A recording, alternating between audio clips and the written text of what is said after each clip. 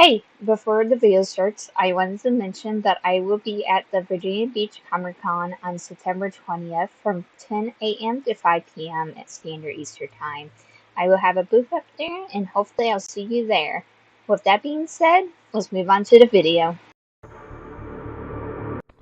Welcome back. We are making the Malware. Well, Standard by her name, she is a computer virus that has become sentient and by far one of the coolest dolls I got into research on and getting to understand what computer viruses were really and how rampant they were from the late 90s to early 2000s where computers were just starting to become a thing, and it was really interesting. And of course we know the really common ones like You Are an Idiot was one of the ones I looked at and did a little deep dive on that without being stupid and getting a virus. So it was really educational to get to learn about these computer viruses and things like that to make this character, and it's super cool. And one thing I got to experiment with glow in the dark paint a little bit more. I've done it before, I did it on Jolly before, but never throughout her outfit did I ever get to do something like this. So I got to do it with the Malware, and it was so cool. It's so cool. I'm really happy how she turned out at the end. But I'm not going to spoil too much. You got to keep watching to see how she turns out. And with that being said, I'll talk to you more.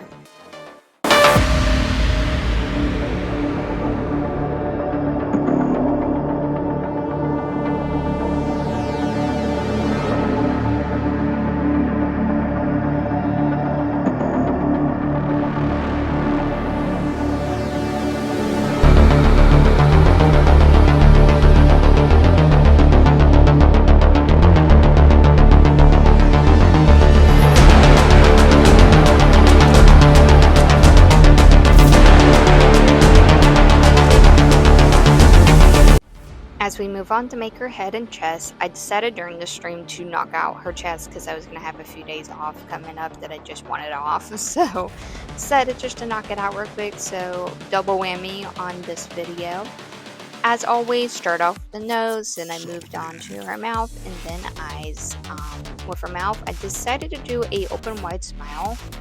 And it kind of came out into a smirk a little bit more, and I actually went to change this, and I actually liked it more because I felt like it would have matched the character's personality, because I like to think she's very mischievous for being, well, a virus, and I just kind of matched her better.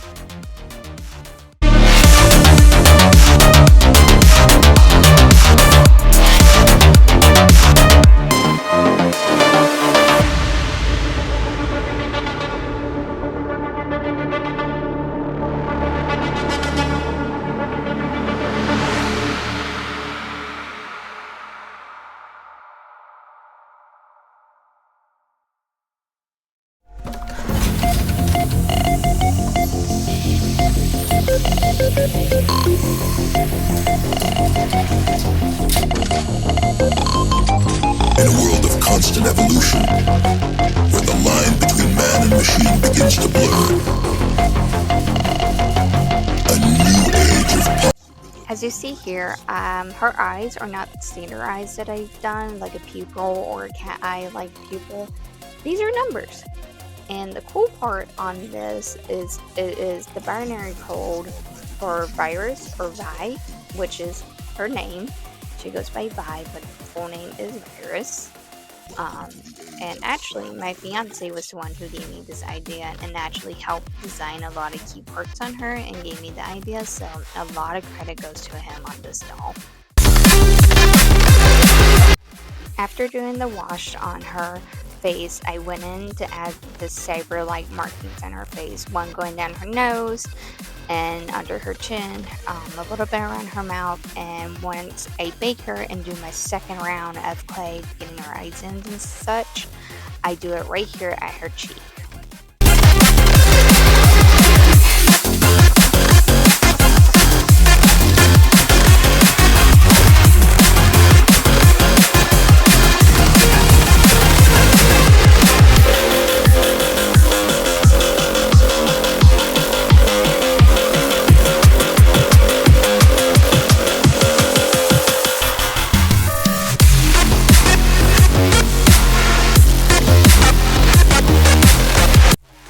While her head bakes, I move on working on her chest, and also while I was at it, I decided to cover her hips up real quick so the time I went to record her process slash stream, I already had it ready and I wasn't worrying about that. So I knocked those both out while her head bakes, and here, as I said, we're gonna do the chest here. I just decided to get the hips covered up. What we thought was possible, pushing the boundaries of human potential. Where technology can enhance us beyond our wildest dreams.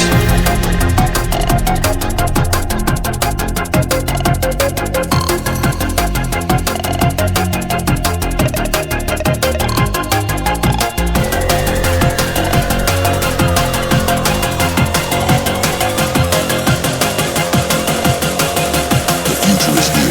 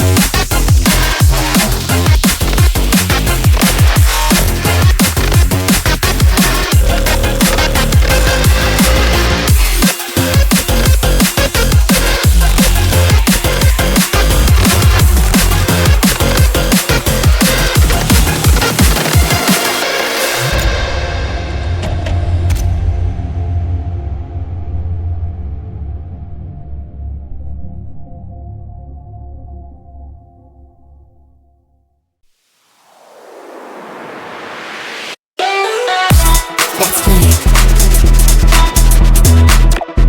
Let's play. Let's play. Let's play. Let's play.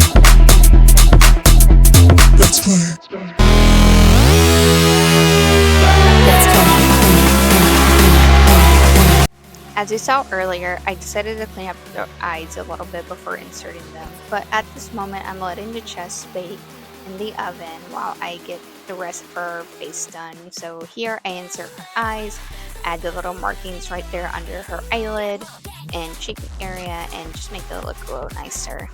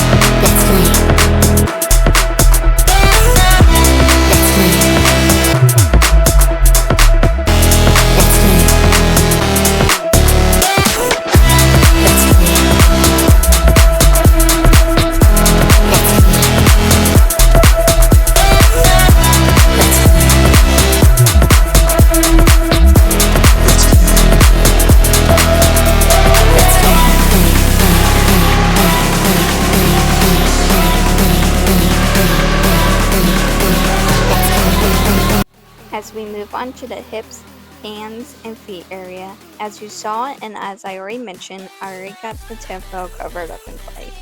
All that's needed to do is add the little joints where her thighs will connect to, where she's going to be able to sit and stand.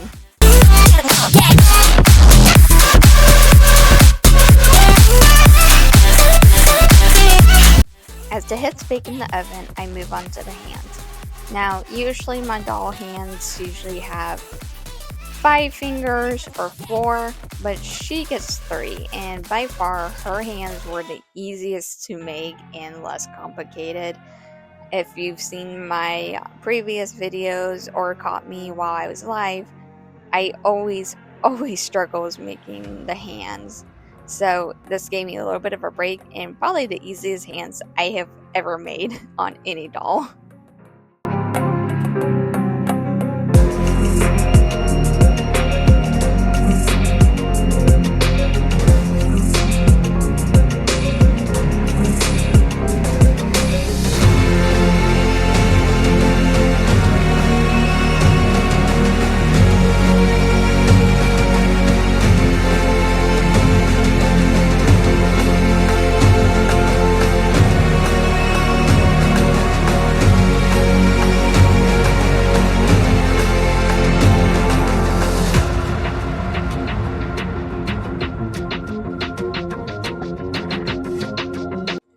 As I start working on her feet, she has a really simple boot look like I did for the jokester. I didn't want to make it too out there or too complicated because how bright and out there her outfit was going to be, so just kept it really simple on her shoes.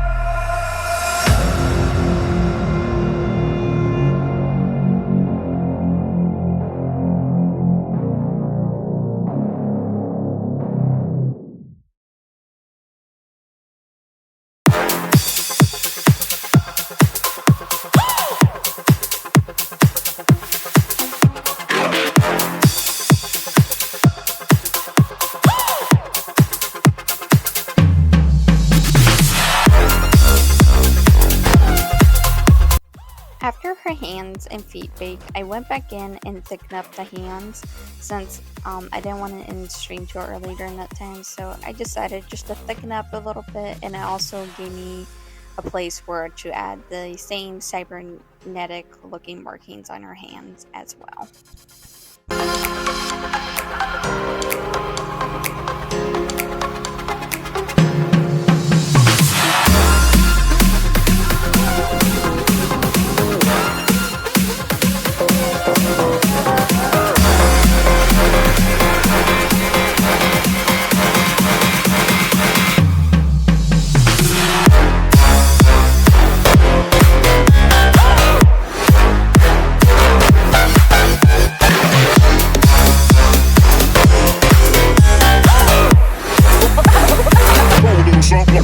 like this.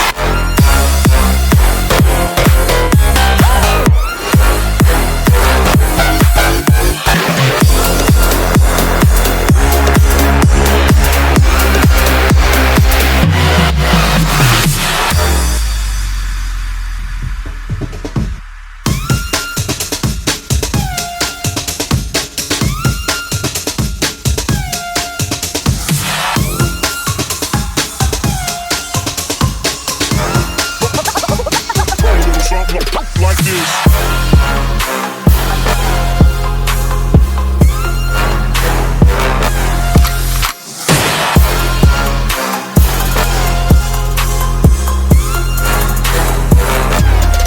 As we move on to painting, her face, part of her chest and neck, and her hands get a light gray wash with a light blue detail that you'll be seeing here soon.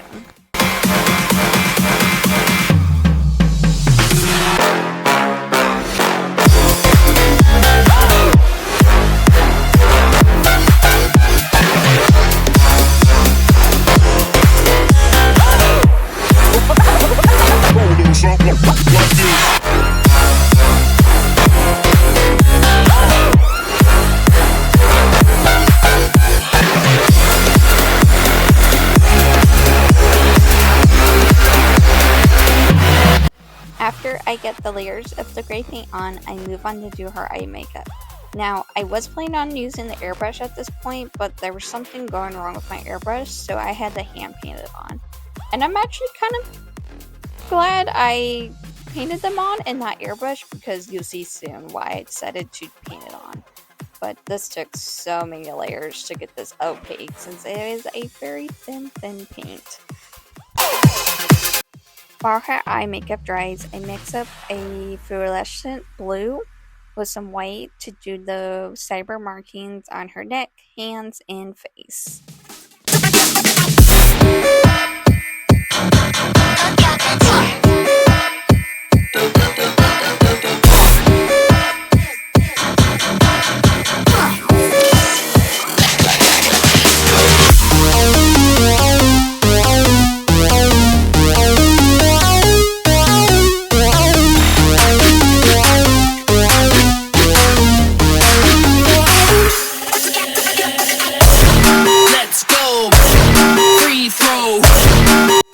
While everything dries, I move in to do her boots. Her boots are just a light gray with a really bright pink on the tongue of the boot. That one took me a lot of layers, where I had to continue painting off screen the very next day to get the opaqueness. But all I did was took a fluorescent pink, the same pink on her eye makeup, and just mixed it with a little bit of white, and that actually helped out as well. And I believe also off screen, this is where I added the glow in the dark pink as well.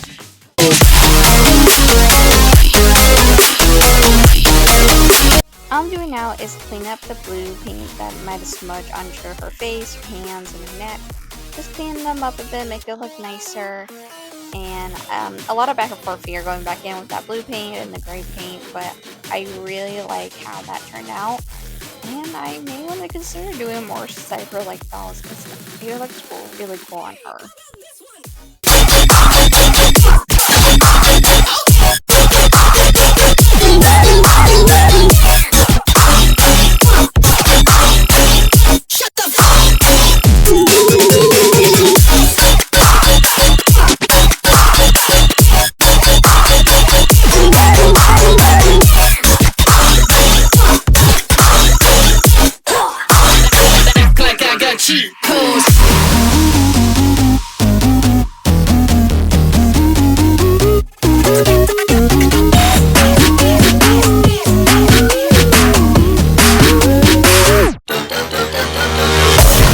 Let's go, free throw, let's roll, act like I got cheat codes. Let's go, free throw, act like I got cheat codes.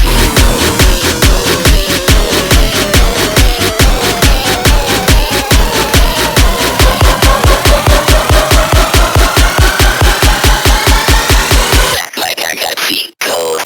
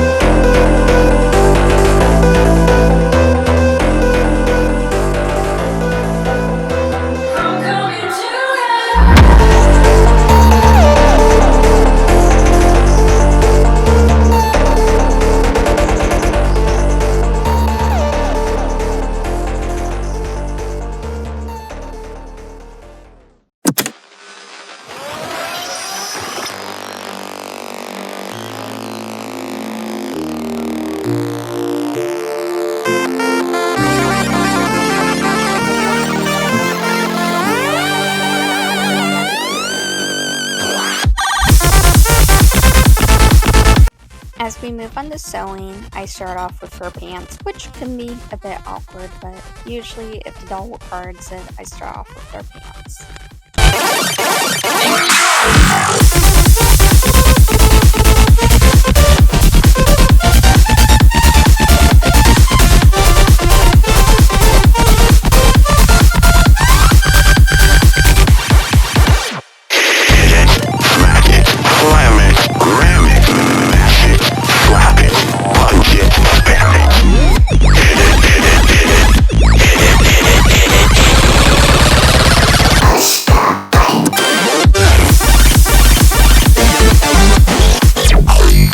If you have watched the making of Jolly, it's a very similar technique I use when adding the stripe areas to her pants and sleeves.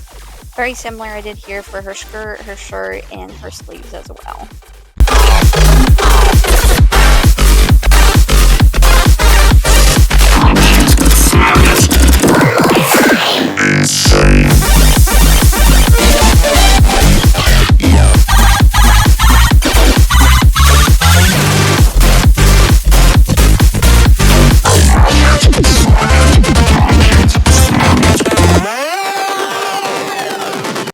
As we move on to the photo shoot, as you can tell, different camera angle, and I think I'm going to consider doing that from now on, but do the standard, have them standing and then sitting.